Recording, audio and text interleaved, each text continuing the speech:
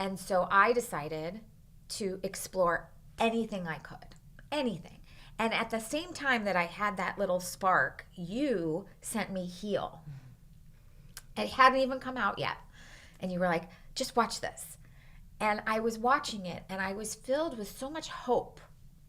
And I was filled with this knowledge that, oh, I can do something here. I don't have to just follow what the Western doctors are telling me. There's a lot more to explore here, and I can be in control. And that set me off on my journey. And I was like, I am all in, all in. Whatever you tell me, I'm going to do it. Because if not, what am I leaving on the table? Why would I leave anything on the table? I'm just going to go for it. And that's what I did. It's amazing. And we're going to talk about what you did and how you explored it. I know you, did they open you up a surgery right away? Yes. Tell us, because I know there was a difference of the surgery, the outcome of that, than your first chemo, and the side effects of that in contrast to your second chemo after you started working with this integrative cancer coach. Yes. So initially what is said to you is, we have to get this out. You have to get this cancer out. That is Western. Cut it. Urgent. We got to cut it out. And I just knew, after being with my mother and my father, I watched my mother have very hard interactions with her doctors. She wasn't cared for by her doctors. And a lot of times doctors will ignore you. And, I don't want to put that on them. They have a huge burden. A lot of times they have a lot of people, and they just can't give that kind of care to everyone. So what I learned was it was really important who you choose as your Western doctor. And so I started interviewing people, and I went for a second opinion at City of Hope, and they didn't say, we're going to just cut it out. They said, we're going to look. We're going to look and see what's there. And we won't know until we open you up what's actually there. So in this first surgery, we're going to look, and if we think we can do it, we're going to go in and we're going to cut it out. So just having this person kind of have this other perception felt right to me. I was more thoughtful approach. Yeah. I was like, this is my person. This is my person. And so they opened me up. They just put a scope, and he just knew there was no way to do the surgery without killing me. I would have, at the very least, had a colostomy bag for the rest of my life. Too much of my liver would have been taken, too much of my kidney, too much of my intestine, just everything. It was just too much. My spleen, everything. So he closed me back and said, I want you to do 4 chemos, and then we're going to try this again. And I did my first chemo, and this is before I started exploring things. And because there's no time. I mean, it's there's like no there's time. urgent chemos on Monday. Yeah. It's like, we got to go. Yeah, let's get her into chemo. And I did the chemo, and I had already decided to try and save my hair, because why not? So I was doing chemo caps and chemo. Cold caps. Cold caps. Yeah. What tell for people who have never heard of cold caps, what are they? Are they accessible to everybody, and how do they help you keep your hair? So there's 2 different kinds. One that is at the hospital, and it's different. It's not as good as, I used Penguin cold caps, because the ones that are in the hospital are FDA regulated, and they can't get as cold. So they don't save your hair as much. And what you're basically doing is you're freezing your head so that the chemo cannot get into the follicles of the hair, which is fascinating, right? So fascinating. It is accessible if you have money. It's expensive, and you cannot do it yourself, because every half an hour, every 30 minutes, you're being unwrapped and then wrapped again with fresh ice on your head. And it adds a couple of hours to your chemo, because you have to freeze your head before, and you have to keep your head frozen for 2 hours after chemo. So it adds to the work. Chemo is work, right? So I did my first chemo and I was extremely nauseous. Extremely. I was having 2 heavy duty, both are supposed to make you lose your hair and both make you nauseous. And I was so nauseous and on the ground. And so the first thing you do when that happens is you contact the nurses, right? And they sent me a Western medication to take for my nausea. And it made me sicker. Oh, no, it wasn't for nausea. I got constipated, maybe. I can't remember what happened, but they gave me a medication. And it was so horrible and made me so sick that my friends were like, we're bringing over some pot, THC. Yeah. And so I did that. I had that delivered to my house, and I'm not a pot smoker. And that helped. And I was like, there's gotta be a better way. And that's when my friend sent me this video off of YouTube of Dr. Chilkov, who is an integrative cancer specialist, acupuncturist. And she was talking about integrating Eastern and Western. And I went to meet with her. And the greatest thing you get from your first meeting with someone who is helping you in that way is this feeling of, I am control. I am in control of my healing. This disease is not controlling me. I am in control. And to feel that sort of power was amazing. And she immediately got me on. And of course, I'm all in. Yep. So 80 pills a day, may have been more than that, of supplements, right? All natural supplements. A very different protocol for nausea.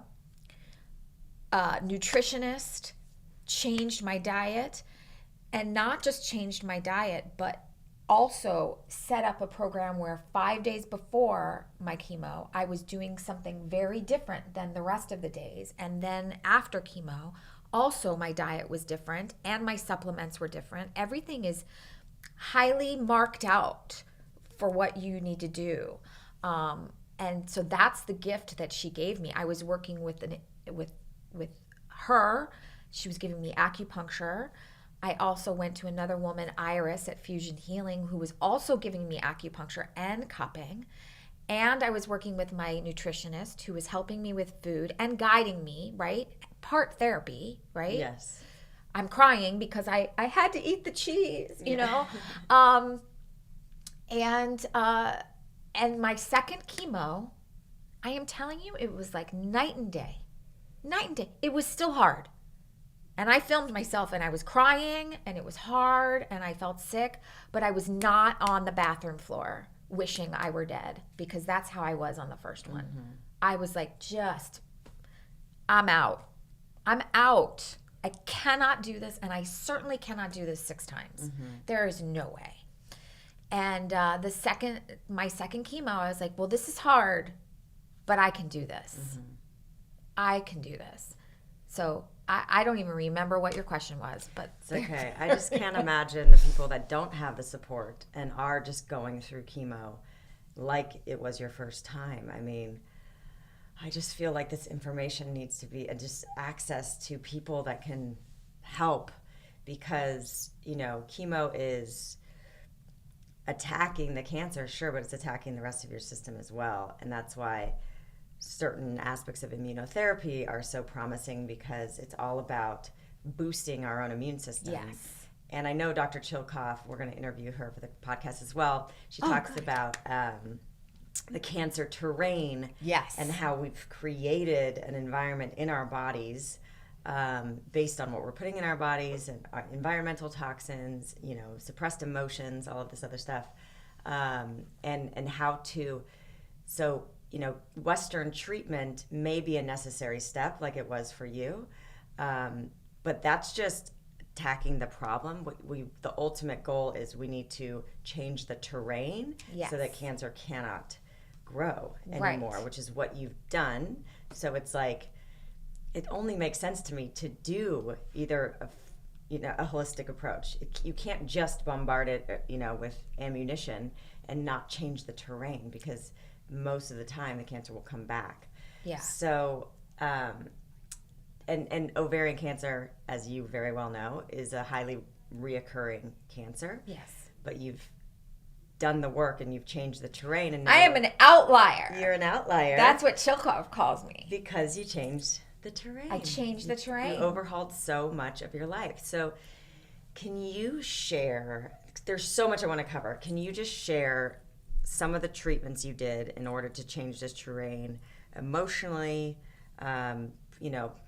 detoxing your products? Just kind of walk us through like some of the main steps you took, and like basic. I know there's no one size fits all formula for cancer. It's very bio-individual, down to the diet is, what worked for you is going to be something totally different. Yeah. Based on your body, but also the type of cancer you have. So just give us kind of like a high level view of some of the things that were helpful and your basic like nutritional philosophy.